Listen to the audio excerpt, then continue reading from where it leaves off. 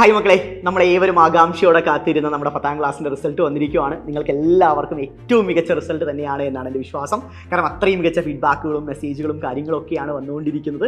വലിയ സന്തോഷം തന്നെയുണ്ട്. ഇനി ഈ റിസൾട്ട് വന്നു കഴിഞ്ഞാൽ എല്ലാ മക്കളുടെയും അടുത്ത ഏറ്റവും വലിയ ചോദ്യമാണ്, വലിയ സംശയമാണ്, സർ സയൻസ് എടുക്കാൻ എത്ര A+കളാണ് ഞങ്ങൾക്ക് വേണ്ടത്? എത്ര A+കൾ ഉണ്ടെങ്കിലാണ് ഞങ്ങൾക്ക് സയൻസ് എന്ന് പറയുന്ന വിഷയം ഓപ്റ്റ് ചെയ്യാൻ സാധിക്കുക എന്ന ചോദ്യം. സോ അതിനുള്ള ഉത്തരമാണ് നമ്മൾ ഈ വീഡിയോയിൽ നോക്കാൻ പോകുന്നത്. അതിലുള്ള ഉത്തരം പറയുന്നതിന് മുൻപായിട്ട് എനിക്ക് എടുത്തു പറയേണ്ട ഏറ്റവും പ്രധാനപ്പെട്ട കാര്യം എന്ന് പറഞ്ഞു വെച്ചാൽ, നിങ്ങളിപ്പോൾ ഈ ചോദിച്ചൊരു ചോദ്യം ഉണ്ടല്ലോ, സയൻസ് എടുക്കാൻ എത്ര A+ വേണം? ആ സയൻസ് എടുക്കാനുള്ള തീരുമാനം അത് നിങ്ങളുടേത് തന്നെയാണ്. ആ സയൻസ് എടുക്കാനുള്ള തീരുമാനം അത് നിങ്ങളുടേത് തന്നെ ആയിരിക്കണം. ഒരിക്കലും നിങ്ങളുടെ പാരൻസ് പറഞ്ഞതുകൊണ്ടോ, കസിൻസ് പറഞ്ഞതുകൊണ്ടോ, ഫ്രണ്ട്സ് സയൻസ് എടുക്കുന്നത് കൊണ്ടോ നിങ്ങൾ ആരും പോയി സയൻസ് എടുക്കരുത്. അത് നിങ്ങളുടെ ഡിസിഷൻ ആയിരിക്കണം. കാരണം നിങ്ങളാണ് ഇനി അങ്ങോട്ടുള്ള 2 വർഷം കൃത്യമായി ഫിസിക്സും കെമിസ്ട്രിയും മാത്സും ഒക്കെ പഠിക്കാൻ പോകുന്നത്. പിന്നെ അത്തരമൊരു ഡിസിഷൻ നിങ്ങൾ എടുത്തിട്ടുണ്ടെങ്കിൽ അത് നിങ്ങളുടെ ലൈഫിലെ ഏറ്റവും മികച്ച ഡിസിഷനായി തന്നെ നമുക്ക് കൺസിഡർ ചെയ്യാവുന്നതാണ്.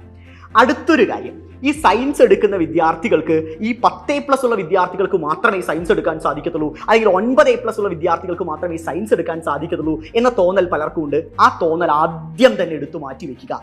അതുമാത്രമല്ല, സയൻസിന് നിങ്ങൾക്ക് സീറ്റ് കിട്ടാനുള്ള മാനദണ്ഡം എന്ന കാര്യം നിങ്ങൾ എല്ലാവരും തിരിച്ചറിയുക.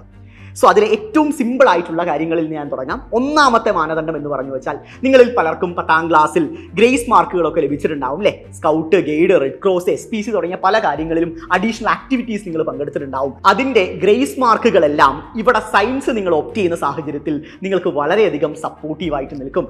അതിനപ്പുറം 10ാം ക്ലാസ്സിലൊക്കെ നിങ്ങൾ കുറേ ക്ലബ്ബിലൊക്കെ ജോയിൻ ചെയ്തിട്ടുണ്ടാവില്ലേ? സയൻസ് ക്ലബ്ബ്, സോഷ്യൽ, മാത്സ് തുടങ്ങിയ ക്ലബ്ബുകളിലൊക്കെ ജോയിൻ ചെയ്തിട്ടുണ്ടാവും. സോ അതും നിങ്ങൾക്ക് സയൻസ് എടുക്കുന്ന സാഹചര്യത്തിൽ വളരെയധികം ഹെൽപ്ഫുൾ ആയിരിക്കും. നെക്സ്റ്റ് വൺ, മൂന്നാമത്തെ കാര്യം എന്ന് പറഞ്ഞാൽ, നിങ്ങളിപ്പോൾ 10ാം ക്ലാസ്സിൽ പഠിച്ച അതേ സ്കൂളിൽ തന്നെയാണ് നിങ്ങൾ ഹയർ സെക്കൻഡറിക്ക് +1 സയൻസ് ഓപ്റ്റ് ചെയ്യാൻ പോകുന്നതെങ്കിൽ നിങ്ങൾക്കായിരിക്കും ഫസ്റ്റ് പ്രയോറിറ്റി ലഭിക്കുക. അതായത് മറ്റുള്ള സ്കൂളുകളിൽ 10ാം ക്ലാസ് പഠിച്ച മക്കൾ ഇവിടെ വന്ന് സയൻസ് പഠിക്കുന്ന സാഹചര്യത്തിൽ ആ സ്കൂളിൽ തന്നെ പഠിച്ച മക്കളായി നിങ്ങൾക്കായിരിക്കും ഫസ്റ്റ് പ്രയോറിറ്റി ലഭിക്കാൻ പോകുന്നത്. ഇതെല്ലാം നിങ്ങൾ തിരിച്ചറിയുക. ഇനി മൂന്നാമത്തെ കാര്യം, നിങ്ങൾ ഏവരും ആകാംക്ഷയോടെ കാത്തിരിക്കുന്ന A+കളുടെ എണ്ണത്തിലോട്ട് തന്നെ വരാം. ആ A+കളുടെ എണ്ണത്തിൽ തീർച്ചയായും പ്രാധാന്യമുണ്ട് എന്ന കാര്യം നിങ്ങൾ മനസ്സിലാക്കുക.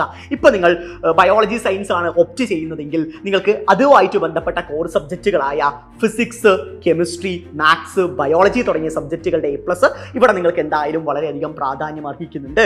സോ സിമിലർ വേ CS എടുക്കുകയാണെങ്കിലും ഈ പറയുന്ന കോർ സബ്ജക്റ്റുകൾക്ക് വലിയ പ്രാധാന്യമുണ്ട്, അതിൻ്റെ A+കൾക്ക് വലിയ പ്രാധാന്യമുണ്ട്. പക്ഷേ ഈ ഫുൾ A+, 9A+, 8A+ മാത്രം കിട്ടിയ മക്കൾക്ക് മാത്രമല്ല സയൻസ് എന്ന് പറയുന്ന വിഷയം ഓപ്റ്റ് ചെയ്യാൻ സാധിക്കുക. കാരണം നമ്മുടെ കേരളത്തിൽ അത്രത്തോളം തന്നെ സയൻസിന് +1 സീറ്റുകളുണ്ട് എന്ന കാര്യം നിങ്ങൾ തിരിച്ചറിയുക. അതായത് ഫസ്റ്റ് ട്രയൽ അലോട്ട്മെന്റ് വരും, അതിനുശേഷം ഫസ്റ്റ് അലോട്ട്മെന്റ് വരും. ചിലപ്പോൾ അത് രണ്ടിലും നിങ്ങൾക്ക് A+ എണ്ണം കുറവാണെങ്കിൽ ചിലപ്പോൾ സീറ്റ് കിട്ടണമെന്നില്ല. അതുകൊണ്ട് നിങ്ങൾ ആരും ടെൻഷൻ അടിക്കേണ്ട ആവശ്യമില്ല.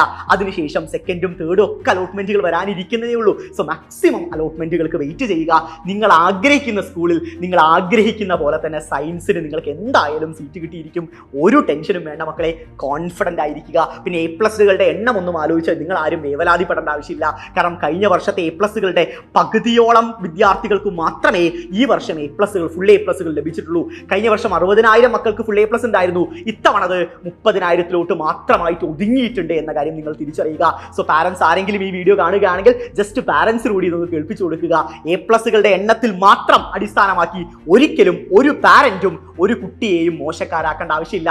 കാരണം നിങ്ങൾ കഴിഞ്ഞ 1 വർഷം ഇട്ട എഫേർട്ടിന്റെ റിസൾട്ടാണ് നിങ്ങൾക്ക് കിട്ടിയിരിക്കുന്നത്.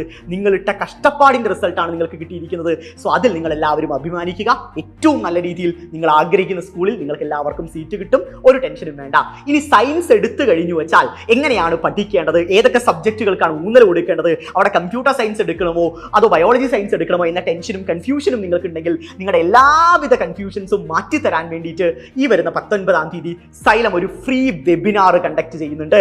സോ ആ വെബിനാർ നിങ്ങൾ അറ്റൻഡ് ചെയ്യുകയാണെങ്കിൽ ഈ പറയുന്ന എല്ലാ സംശയങ്ങളും നിങ്ങൾക്ക് തീർക്കാൻ വേണ്ടി സാധിക്കും. അത് അറ്റൻഡ് ചെയ്യാൻ വേണ്ടി ഇപ്പോൾ സ്ക്രീനിൽ നിങ്ങൾക്ക് ഒരു QR കോഡ് കാണാൻ സാധിക്കുന്നു. QR കോഡ് ഒന്ന് സ്കാൻ ചെയ്യുക, ഉടൻ തന്നെ രജിസ്റ്റർ ചെയ്യുക. ഗംഭീരമായിട്ട് പഠിക്കുക. സൈലം കൂടെയുണ്ട്. All the best.